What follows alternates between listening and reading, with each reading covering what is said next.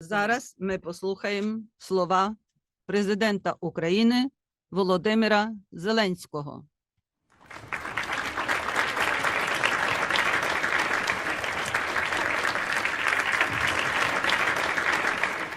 Ще раз хочу подякувати вам за ваші добрі слова про Україну, вашу увагу до нашої боротьби за свободу.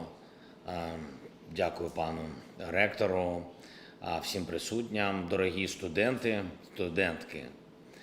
Будь ласка, пам'ятайте, все, що у вас є, має силу і сенс лише тоді, коли ви маєте свободу і коли ви дієте на захист своєї свободи.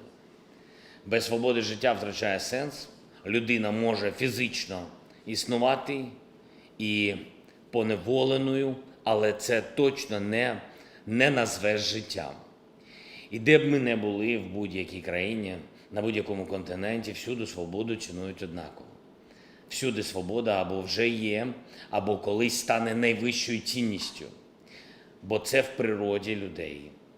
Ви здобуваєте освіту, і вона зробить вас більш вільними, ніж ви були до університету, і ви побудуєте кар'єру, і вона зробить вас більш вільними, ніж ви будете після університету. Будь-що в житті людини можна виміряти саме так, за шкалою свободи. І так само в житті кожної країни. Не буває справжнього життя України, якщо вона позбавлена свободи, і якщо її підкорили військовою силою або політичним тиском чи економічними маніпуляціями. І це завжди щастя, навіть коли так не усвідомлюється, якщо країна має справжню свободу. Цієї неділі Аргентина відзначатиме свій День Незалежності.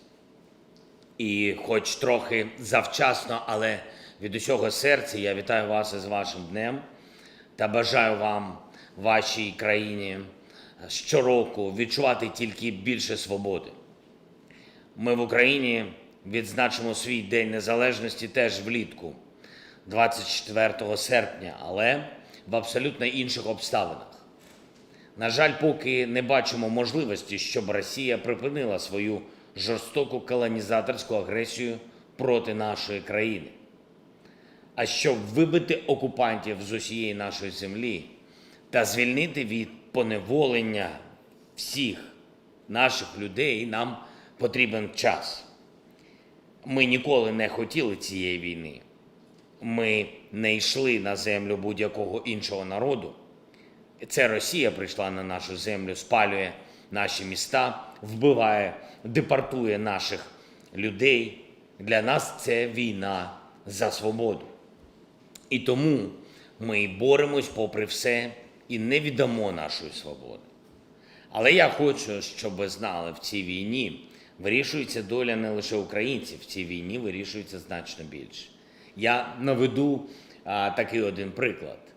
Цієї ночі з 5 на 6 липня буде рівно місяць після одного із найжорстокіших російських злочинів цієї війни. Рівно місяць після підриву дамби та споруд нашої Каховської гідроелектростанції та знищення Каховського водосховища. Це було одне з найбільших водосховищ Європи, а зараз це просто засохлий мул. Росія окупувала Каховську гідроелектростанцію ще на початку повномасштабної війни. Вона повністю її контролювала. Кожну споруду, дамбу, абсолютно все. І ще торік ми попереджали світ, що окупанти замінували дамбу. Така інформація була у розвідці, і це, на жаль, виявилось правдою. Росії потрібен був підрив дамби, щоб за рахунок цієї катастрофи, лише уявіть собі це, спростити контроль над частиною нашої окупованої території. Десятки затоплених міст і сіл, вбиті люди, знищена природа. Найбільший екоцид в Європі за десятки років. Руйнація екологічного балансу на площі в сотні тисяч гектарів. І все заради чого? Бо окупанти боялися наших наступальних дій в цих районах і хотіли ось так за рахунок маси води захистити свої позиції на окупованій території. Уявіть цей рівень цинізму та ненависті до свободи, який спонукає до такого зла. Уявіть, якщо б сталося щось подібне, не дай Боже, із якоюсь дамбою на Парані або на Лімаї. Зараз маємо, на жаль, ще більшу загрозу. Приблизно у той же час, коли була окупована Каховська гідроелектростанція, російські військові окупували Запорізьку атомну станцію. Атомну, найбільшу в Європі. 6 енергоблоків. Увесь цей час, місяць за місяцем, Запорізьку атомну станцію Росія використовувала як прикриття для обстрілів сусідніх міст. І вони ставлять артилерію фактично на території станції або поблизу неї і ведуть вогонь. Просто уявіть це. А тепер вони ще й замінували цю атомну станцію. І це факт. Для чого? В Москві розглядають різні сценарії і, зокрема, подібні до рукотворної катастрофи на Каховський ГЕС, тобто заради цинічних військових цілей. Але не варто навіть думати про те, який сценарій найвірогідніший. Варто думати лише про те, як не допустити жодного сценарію катастроф. Пані та панове, шановні студенти, ніхто у світі не повинен залишатись наодинці з таким ворогом свободи, який робить своєю зброєю навіть масштабний екоцид і погрожує радіаційною катастрофою. Це виклик цінностям будь-якої нації, будь-якої культури, будь-якої країни. І якщо такий ворог свободи досягне успіху своїм терором хоч десь у світі, це буде лише питання часу, коли життя світу буде зруйноване. Різні диктатури можуть надихатися теперішньою російською диктатурою, її цинізмом, її злобою. Різні терористи можуть надихатися теперішнім російським терором, його безмежністю. І будь-яка свобода на планеті буде надихатися українською свободою, коли ми нарешті виженемо російських загарбників з нашої землі. І саме тому ми так потребуємо вашої допомоги. Народи і держави Латинської Америки можуть зробити так багато для захисту свободи. Свободи та права кожного народу на свободу. І для цього зовсім не треба навіть безпосередньо втручатись у війну, що триває. Достатньо захищати свободу, захищати її не лише в своїх країнах для своїх людей, а глобально, зокрема на рівні міжнародних інституцій, міжнародних самітах. І треба засуджувати ворогів свободи, ким би вони не були, яким би народ вони не намагались поневолити. А головне, треба працювати всім разом, усім націям, які поважають міжнародне право. Як сказав ваш пан ректор, міжнародне право, щоб свободі народів не було загроз. І це дуже важливо. І так само, як люди на вулицях і площах у єдності можуть повалити будь-яку диктатуру. Об'єднаний світ здатен знешкодити будь-якого агресора, будь-яку загрозу глобальній свободі. Але для цього треба діяти на захист свободи і всім разом. І Аргентині, і всій Латинській Америці, усьому світу, усьому. Viva la libertad! Я дякую за увагу. Слава Україні!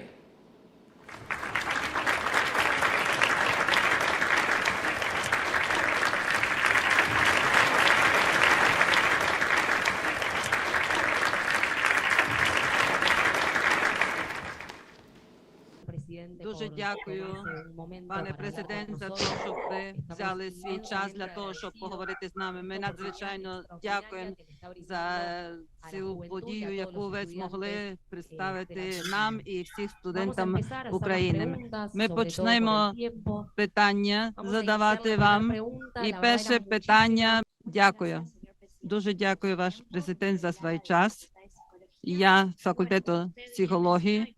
Як ви вже знаєте і сказали, агресія продовжується. Спочатку ми думали, що буде маленький срок і не буде великої війни, але триває до сьогодні ще. Як довго, на вашу думку, триватиме цей конфлікт і що можна реально, що може реально прискорити мир в Україні? Дякую. Дякую дуже за запитання, пан. Я вам. Ми всі не хотіли цієї війни. Український народ проходить через ці випробування, і це велика трагедія війна. Я нікому не бажаю цієї війни, і вам, і вашій державі, і вашим сім'ям, бо війна – це тільки втрати. І тільки втрати. Але щоб не втратити все, що в нас є, ми повинні здобути перемогу. І тому ми почали оборонятися. Ми не заходили на їх землю, на землю росіян. Ми почали робити просто, щоб нас не знищили. Як це відбувалось? Ми думали також, що це буде недовго. Але вони зайшли в наші домівки. Вони вбивали, вони гвалтували дітей. Тобто це була просто, це страх. Я не можу вам передати все, що проходить наш народ. І тому після цього потрібна відповідальність. І коли ви говорите, як можна допомогти в єднанні керівники держав не можуть спілкуватися з керівником-терористом. І ми повинні тиснути на всі керівництва, всіх держав. І я не виключаю держави всього світу, не виключаю держави Латинської Америки. Не можна тиснути руку лідеру Росії, яка в крові, ця рука, тому що він віддавав всі ці накази. Потрібна політична ізоляція, і це дуже важливо. Ми запропонували формулу миру і хочемо, щоб туди об'єдналися всі держави. І це політичний тиск, це не через зброю. Наші військові зброю витисняють ворога, але політики і звичайні суспільства інших держав не повинні бути залучені на поле бою, але можуть нам підтримувати в різних мирних ініціативах. І ось, наприклад, формула миру. Ми хочемо, щоб Латинська Америка долучилась і щоб долучилась Аргентина. Для цього це дуже важливо. Дуже важливо. Це друге. І я хотів би, щоб на саміті формули миру Аргентина представляла своє суспільство. Третє, ви молоді люди, і ви повинні поширювати правду. І я думаю, що нам важливо спілкуватись, нам важливо підтримувати стосунки між студентами, цей зв'язок на вашому рівні людей, які вашого віку і вам дуже цікаві. І я думаю, що це також дуже важливо, важлива постійна комунікація. Інший момент, коли ви відчуваєте поклик серця, і якщо ви не боїтесь, ви можете знаходити час і просто приїжджати і подивитись, що таке Україна. Ви подивитесь, що це такі самі люди, які сповідують ті самі цінності, побачити це. І я чесно хочу сказати, краще один раз побачити, ніж про це розповідати. Ви побачите, ви самі зробите висновки. Ви самі побачите наслідки війни, і тоді ви вже будете нести це в своє суспільство, де вам будуть довіряти, тому що ви одна з них. І я думаю, що це найважливіші речі. Las historias verdaderas sobre Ucrania. Yo creo que eso es lo más importante.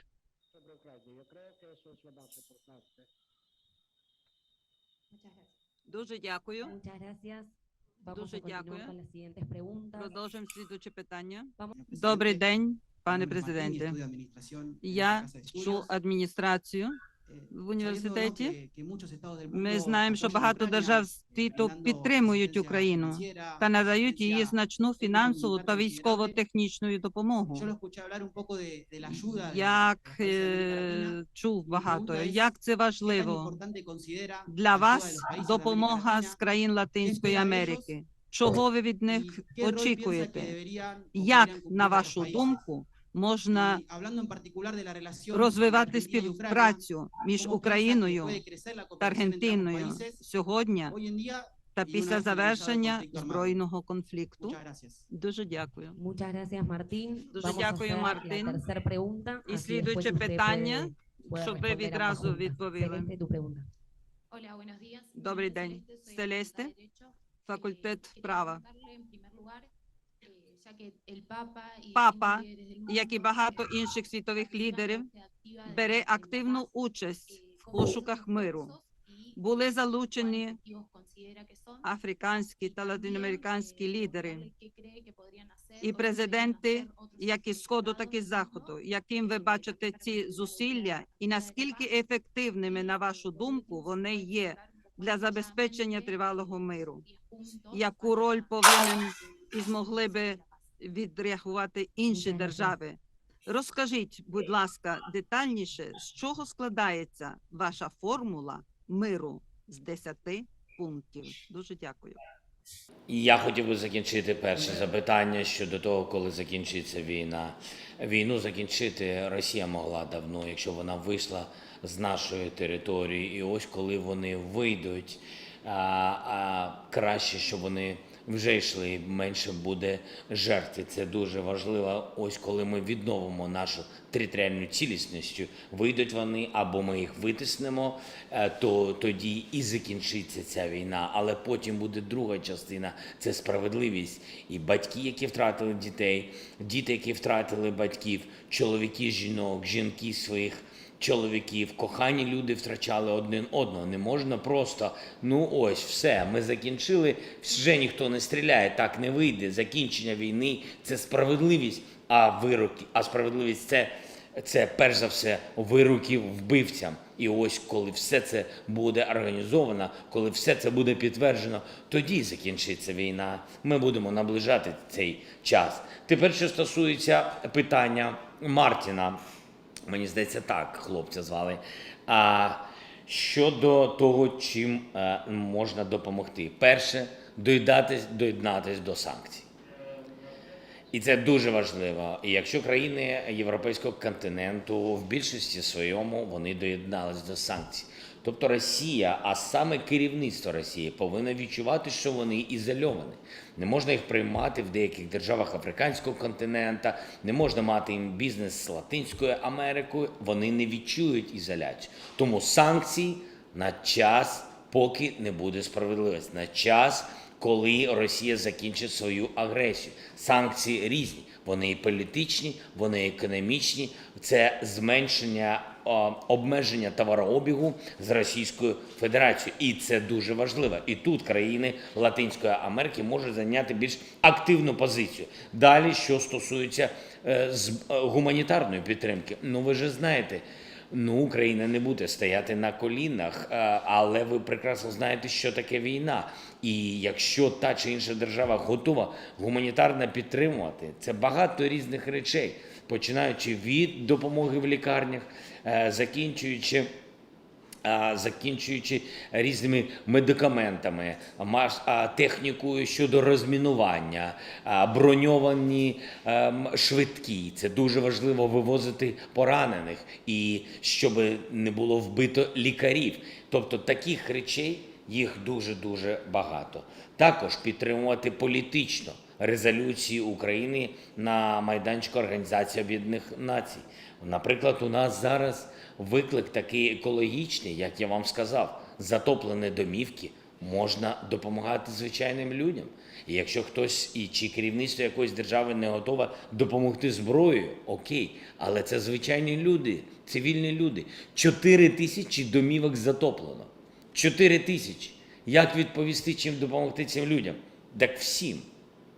Починаючи від допомоги, просто допомогти, допомоги гуманітарної, медичної, будувати ці домівки, підтримати держава, може підтримати, побудувати частину таких домівок. Таких запитань мільйон. І це і є допомога, це відповіді на ці запитання. Не тільки їх ставити, а й відповідати. Далі, що стосується двосторонніх відносин, ви сказали,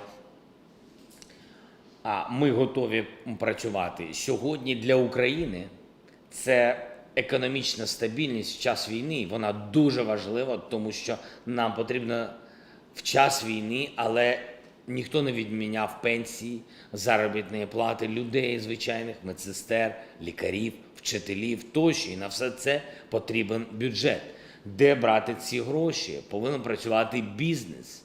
А бізнес дуже складно у бізнесу працювати у час війни. Тому, якщо є можливість інвестувати, створювати робочі місця, так, це повинно бути вигідним і для країн Латинської Америки, безумовно, і Аргентині, але спробувати робити хоч якісь такі кроки, підприємницькі кроки, це також буде створювати додаткові робочі місця, а це значить, люди будуть працевлаштовані, будуть податки, значить, буде наповнюватись бюджет.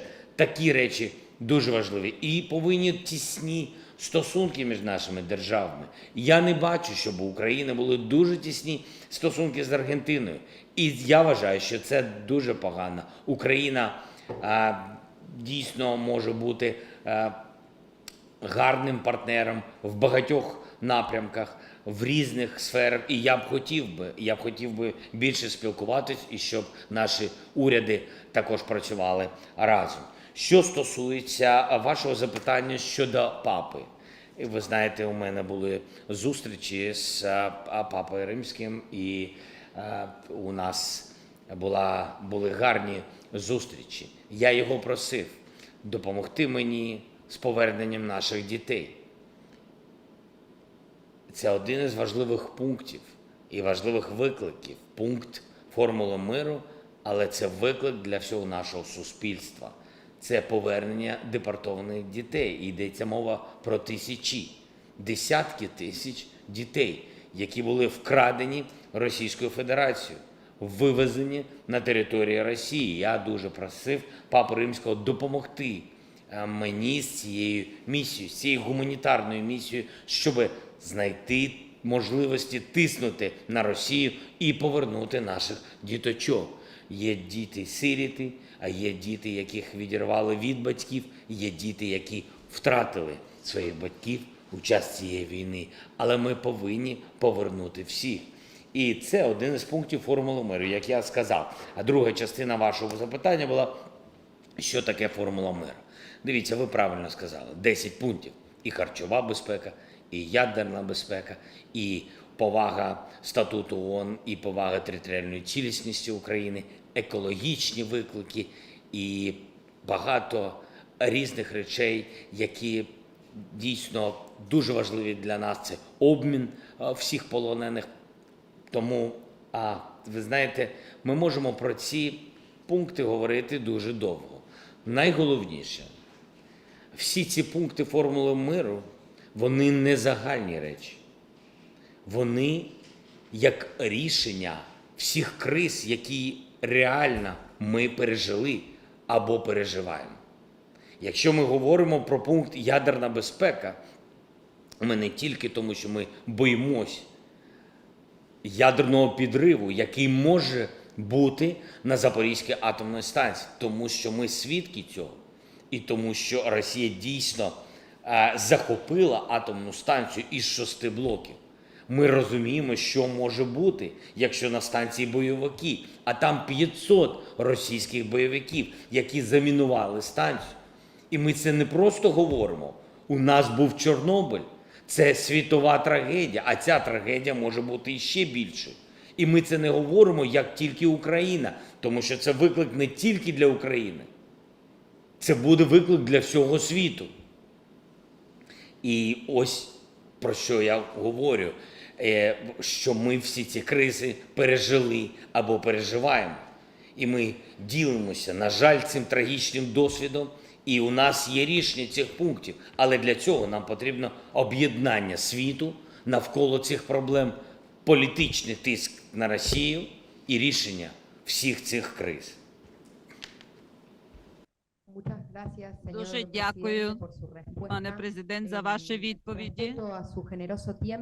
Я хотіла би, поважаючи ваш час, ще пару питань. Едуардо і Людмила хотіли б задати вам питання. Дуже дякую, президент, за ваш час. Фернандо, зв'язки з працею, і я хочу вас запитати.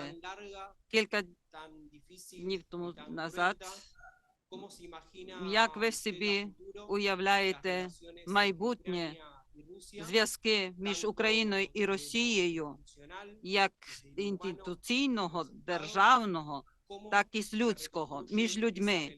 Як реконструюються такі відносини між двома народами після такої тривалої, важкої і кровопролитної війни? По-перше, я хотіла вам подякувати за те, що ви нам приділили стільки часу. Я, Людмила, хотіла спитатися, яка раніше була також названо, що можете ви розповісти про ситуацію на Запорізькій атомній електростанції? Чи є ризик ядерної трагедії? Дякую вам за запитання, Едуарде, Людмила. Я, якщо можна, почну з запитання Людмили. Чому? Тому що, мені здається, з цього запитання або з цієї відповіді я зможу вийти і донести мої думки щодо вашого запитання, Едуарде. Про Запорізьку атомну станцію я почав вам говорити.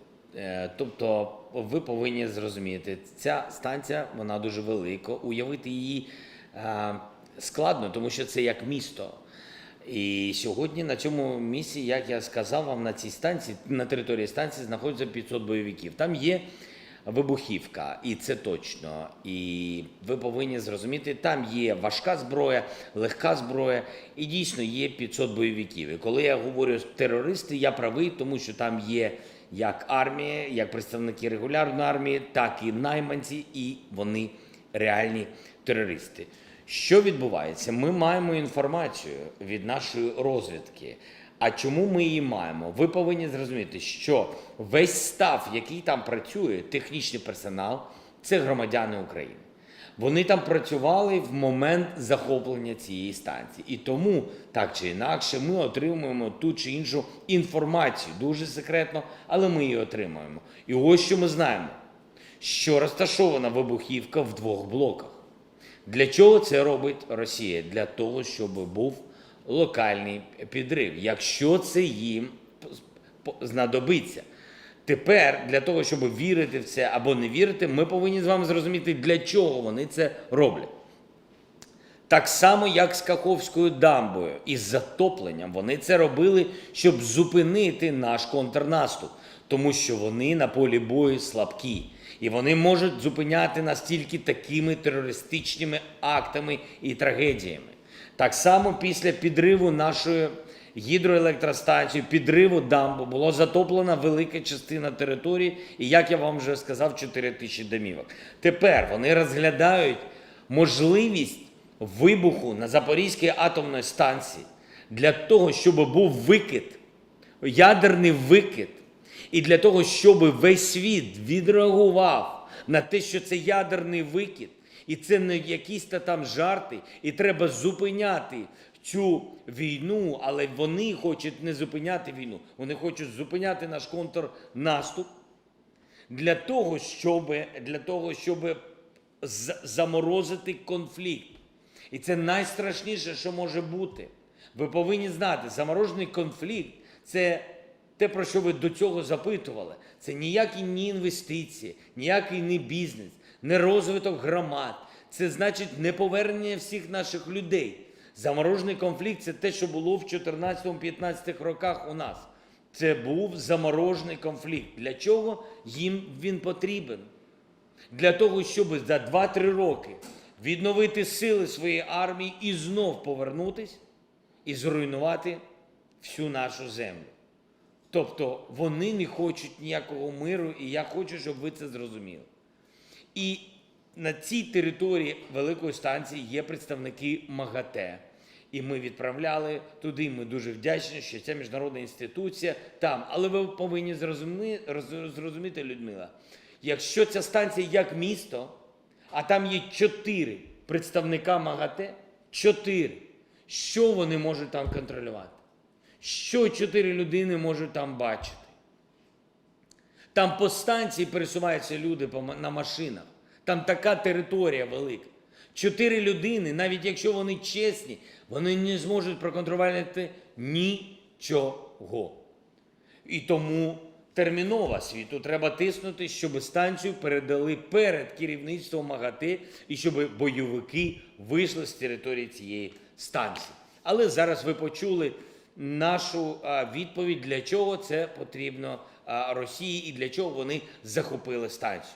Між іншим, ви повинні знати, коли вони її захопили, вони відключили населення від світла. Вони відключили третину України. Це 6 блоків, уявіть собі. 6 ядерних блоків. Третину України вони відключили від електричної енергії. А від електричної енергії залежить ланцюжок, який веде до питної води, до насосних станцій. Тобто у людей не було взимку ні світла не було, ні питної води, ні технічної води, нічого не було. Ми боролися з цим, ми частково це побороли. А також ви повинні знати, що до цієї станції, завдяки тому, що Україна була доєднана до європейської мережі енергетики, ця станція кормила дешевою електрикою деякі інші держави. Вони відключили і інші держави. Ось що робила Російська Федерація. Тепер, що стосується відновлення чи не відновлення стосунків, як Едуард, мені здається, хлопця звали, запитав про стосунки між українцями і Росією. А ви самі, Едуард, відповідайте на це питання.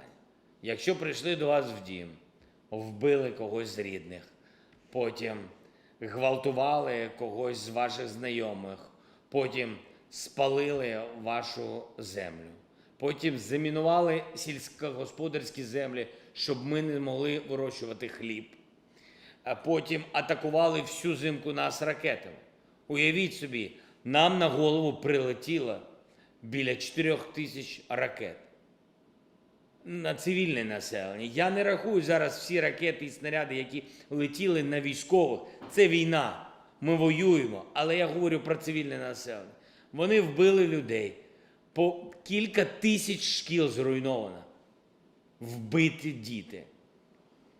І після всього цього, коли ви все це пройшли, і зараз ми говоримо про те, що ви сказали, я нотував про Запорізьку атомну станцію, про ризик ядерного взриву. Як ви вважаєте, можна відновити відносини з цими людьми? Зрозумійте, всі, хто втратив когось з рідних, всі ненавидять їх.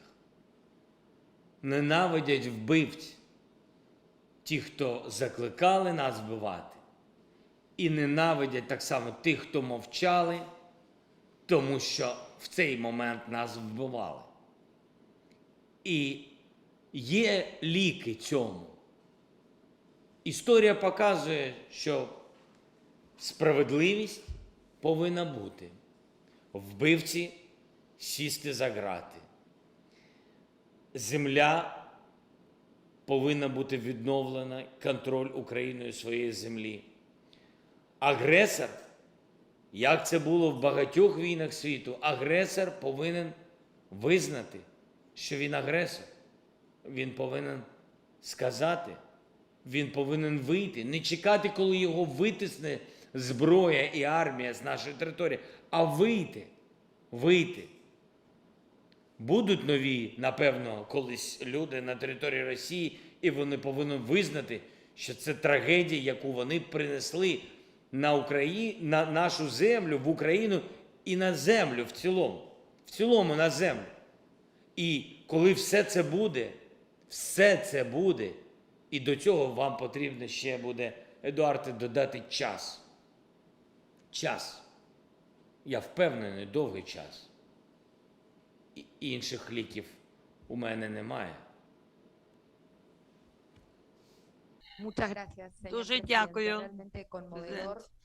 дуже порушливо.